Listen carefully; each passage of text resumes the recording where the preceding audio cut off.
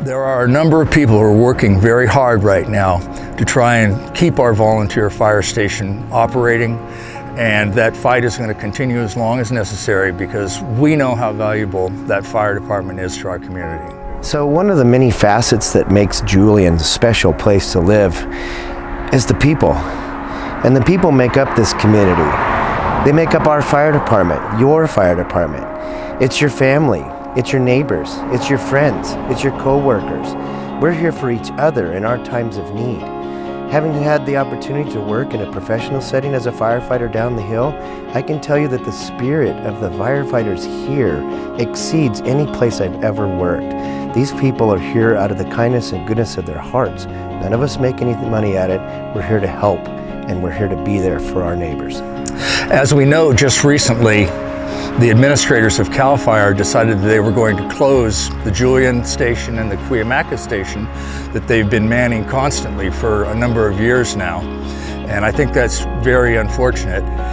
It's a fact that CAL FIRE is responsible for fighting wildland fires, not the Julian Cuyamaca Volunteer Fire Department. Their responsibility is vehicle accidents, medical calls, structure fires, those sorts of things. So to have CAL FIRE walk away from their responsibility seems to be, pretty unfair at this point in time, considering we're going through the worst fire season in history in California, and we have Santa Ana winds blowing, and they've pulled their firefighters out of areas that would be absolutely essential for trying to stop a fire soon before it gets down the hill towards San Diego. We do think it's irresponsible for them to close stations this far in the backcountry when there's many CAL FIRE stations that in the civic urban areas that aren't necessarily needed as much as these are. So it's a real shame. During these times, it seems as if there's a lot of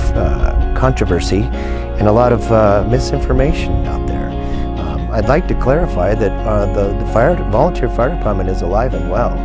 We currently have 45 strong members right now, and we have an academy starting up just next week with another 15 that's going to be joining our ranks.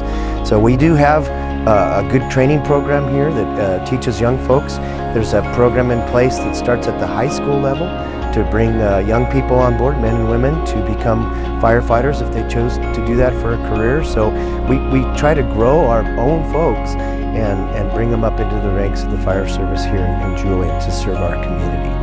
So I'm sure that some people have heard that the petition failed because of insufficient signatures. That's not true. We had plenty of signatures. We had more signatures than we needed, but there was a large number of them where people signed. These are people who live in Julian. These are people I know. Some of them are even Julian firefighters. And they wrote down their name, they signed it, and they wrote where they live. But unfortunately, where they live is not where the registrar has them registered. So their signatures were invalidated, and that caused the whole process to fail. But we're starting again on February 15th. The notice to collect signatures will again be published in the Union Tribune. Shortly after that, we will begin collecting signatures. The initial petition was to have the initiative on the ballot in June. We cannot repeat that process and be in time to get on the ballot in June. So this second initiative will be on the ballot for the general election in November. The Julian Cuyamaca Fire Protection District is the last volunteer fire agency in all of San Diego County.